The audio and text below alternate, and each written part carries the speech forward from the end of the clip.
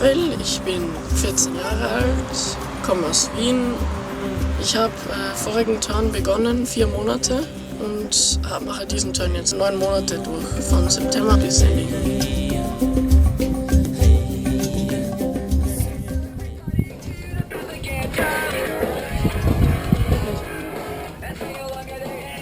Am Anfang bin ich mit einer Betreuerin hergeflogen und hat sie gesagt, dass ich niemals erraten werde, wie die Noah ausschaut. Und ich habe als erstes immer auf diese ganzen Luxusjachten und so rauf gezeigt, auf ein Kreuzfahrtschiff, und irgendwann einmal hat sie mir dann auf einmal dieses alte Holzschiff da gezeigt. Habe ich am Anfang gedacht, was das für ein Schiff ist, mit dem sollen wir überhaupt fahren. Der erste Eindruck von dem Schiff war halt nicht wirklich gerade der beste. Besonders mit einem fetten Koffer da über die Reling rauf zu klettern. Am Anfang weiß man überhaupt nicht, wo man hinsteigen muss.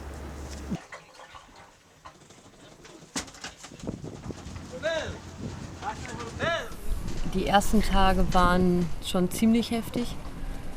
Erstmal auf dem kleinen Raum irgendwie klarzukommen, mit einem neuen Team, was man erst einmal gesehen hat, sich zurechtzufinden, die Jugendlichen kennenlernen, die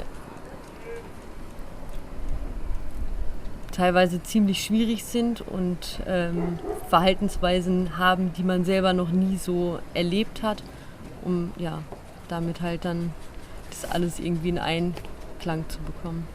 Wir sind ja aufs Schiff gekommen, dann waren die ersten, was ist das hier, wie sieht es denn hier aus, wo kann ich schlafen, wie funktioniert das alles.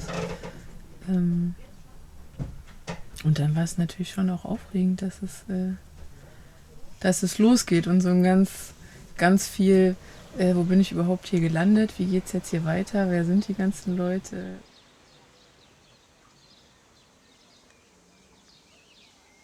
Im Prinzip sind unsere Jugendlichen fremd untergebracht. Das heißt, können aus verschiedenen Gründen nicht bei ihren Familien leben.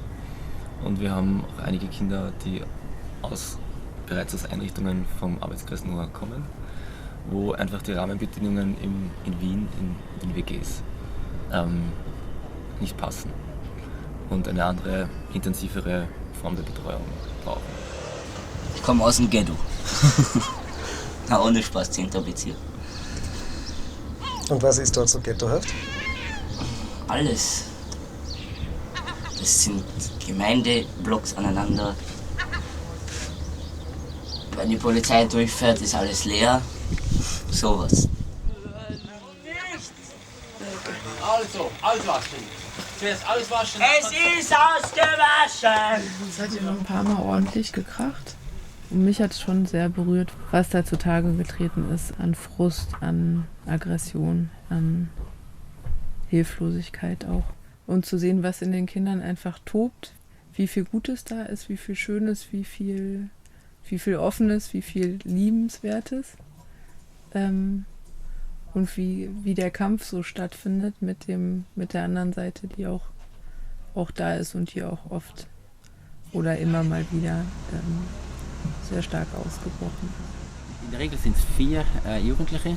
Es geht eigentlich nur am Rande ums Segeln. Bei den meisten geht es einfach, die Enge auszuhalten und da auf der Noah zu leben, mit all seinen Facetten, mit Kochen, Abwaschen, Ordnung halten, Disziplin, Anstand, und dass sie da einfach ein Teil der Mannschaft werden.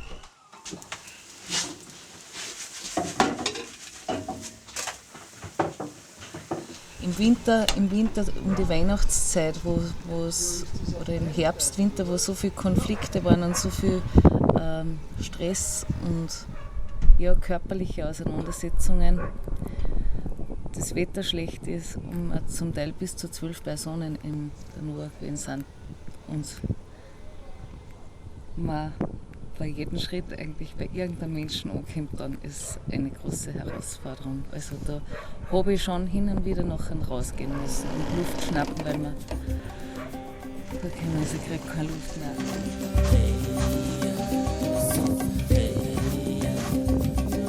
Vor der Noah war ich schon mal in der Nähe vom Meer, aber auf einem Schiff noch nie. Ja, uroft. Aber da war ich winzig klein, da konnte ich mich nicht mehr erinnern. Das heißt, jetzt das erste Mal so bewusst am Meer.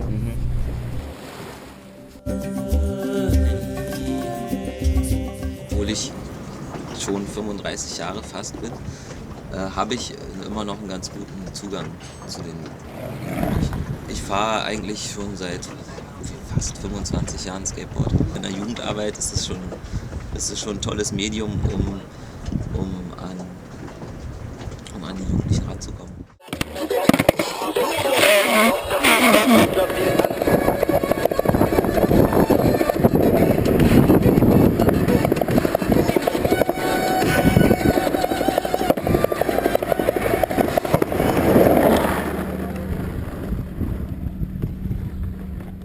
Das ist auch eins von euch.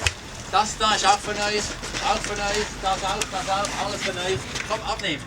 Im Prinzip kommt es darauf an, ob Schulphase ist oder Schiffsphase. Bei der Schulphase ist, dann gehen die Kinder in die Schule. Bei der Schiffsphase gibt es dann noch andere Tätigkeiten, die zu tun sind.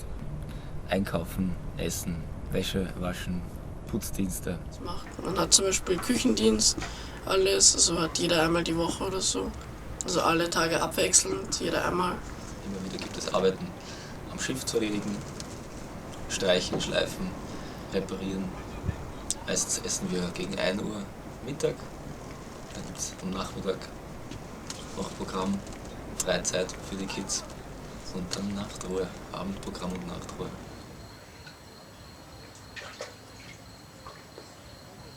Nach einer gewaltigen Abwanderung liegen die meisten Anwesen verlassen da. Die lokale Wirtschaft ist am Ende. Der Victoria Lake ist jetzt ein unter Quarantäne gestelltes Gebiet. Am Strand, wo ein Haus in Sonne getankt haben, wächst nur noch Unkraut.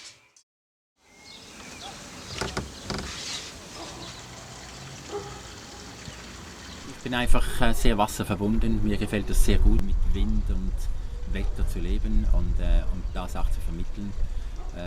Mit dem Schiff irgendwie so diese Weite. Es ist einfach immer wieder schön anzukommen. Genauso dass es einfach schön ist, dass man einfach auch den Hafen verlässt und in See sticht. Oder Marcel, da.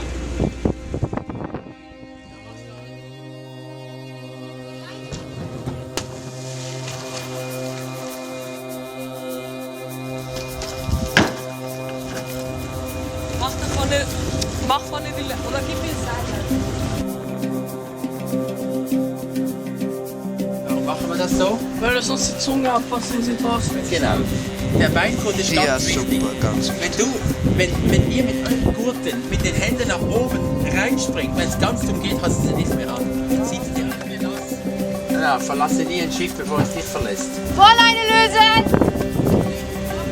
Vorleine ist los! Julian ist hier!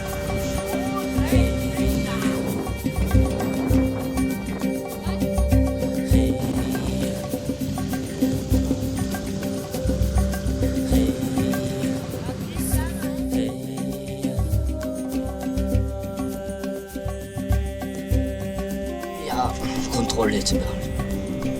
Sowas. Fällt dir jetzt leichter raus? Ja, leichter als in Wien.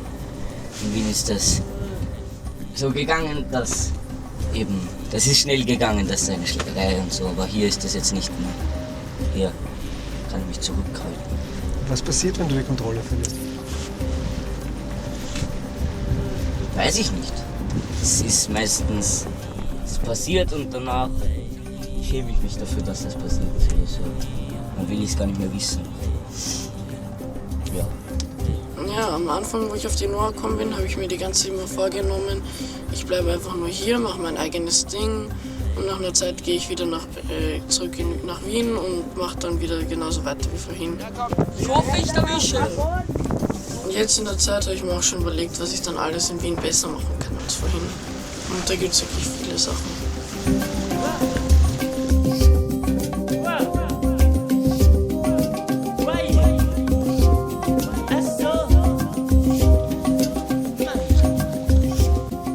Zum Beispiel? Der Umgang mit meinen Eltern, dann die Schule, dass ich nicht immer weggehe oder irgendwie irgendwas zusammenschmeiße in der Schule oder andere Kinder nerven. Einfach mal ein gutes Zusammenleben mit anderen. Boah, das geht aber schnell. Ich bin gern auf der Noah und ich finde die Arbeit hier mit den Kindern so Also man merkt einfach sehr schnell, dass das Früchte trägt. Und es gibt so viele Momente, wo man ganz genau weiß, dass das ist der Grund, warum ich das mache. Deshalb haben wir auch die schwierigen Zeiten durchgestanden, weil man weiß, dass immer wieder Zeiten kommen, die eine Belohnung dafür sind und Situationen, die einfach so wunderschön und außergewöhnlich sind, dass es sich auszahlt. Ja, ich glaube an die Zeit, da der Schnee wieder nach oben fliegt, still, weich und sanft auf der weiten Wolkendecke liegt. Göttinnen in Weiß drehen sich dort um dich im Kreis, 1000 Melodien im selben Atemzug. Versuche stets, deinem eigenen Schritt zu folgen, gib nicht vor, irgendein anderer zu sein. Vielleicht liegt der Morgen heute noch still vor dir verborgen. Irgendwo, irgendwann fängst du zu sehen an. Es tut gut, zu fühlen, wie die eigenen Sinne reifen. Es macht Mut, zu spüren, wie das Leben sich entreißt aus den 1000 Illusionen, unzähligen Visionen jeglichen Systems mit seinem scheinbar freien Geist. Gib gut Acht auf deine kindliche Seele. Krallenverzierte Klauen greifen immerzu nach ihr, mit Engelszungen reden sie, die Legionen von Dämonen, solange auf dich ein, bis du verschwindest im Gewirr. Sind aber way